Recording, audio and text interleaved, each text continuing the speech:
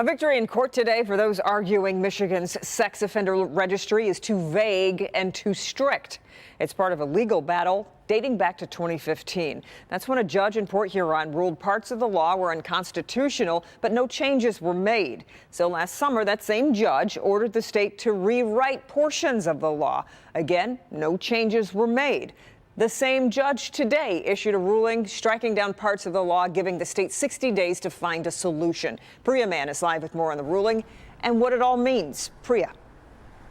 Yeah, Kimberly, there's certainly a lot to break down here. First, if you're a sex offender, you will no longer be forbidden from living or working near a school. The ACLU has argued that rule in and of itself makes it next to impossible for offenders to get jobs and re-enter society. You will also no longer be forced to give over your email or phone number. Now, for years, the ACLU has been arguing in court that the registry is not effective and does nothing to keep your kids safe.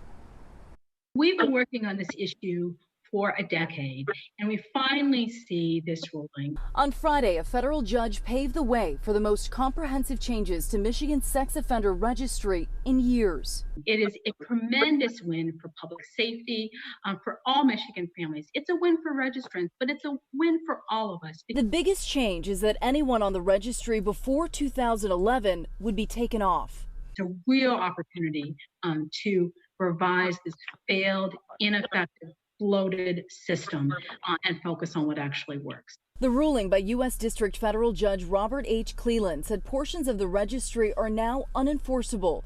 He wrote, "For several years, registrants have been forced to comply with unconstitutional provisions of SORA. The parties and this court expected that the Sixth Circuit's ruling would spur legislative action. Unfortunately, the legislature was not able to finalize a new registration statute. Faced with a continued violation of their rights, plaintiffs returned to this court to remedy defendants' ongoing violations." The point is, the law can't be enforced. It has to be rewritten. And so an appeal would simply be a waste of time, but that's not my decision, that's their decision. So where do we go from here, right? Well, the judge has given both parties till mid-March to come back with a proposal on how they would implement these changes. He's also giving lawmakers some time to rewrite the law, something he wanted them to do a few years ago. Now, there is the chance if he doesn't like what he hears, he could scrap the registry altogether. Of course, there's a lot to follow here. We will bring you the very latest. Reporting live from downtown Detroit, I'm Priya Mann, Local 4. Okay, keep us posted, Priya. Thanks.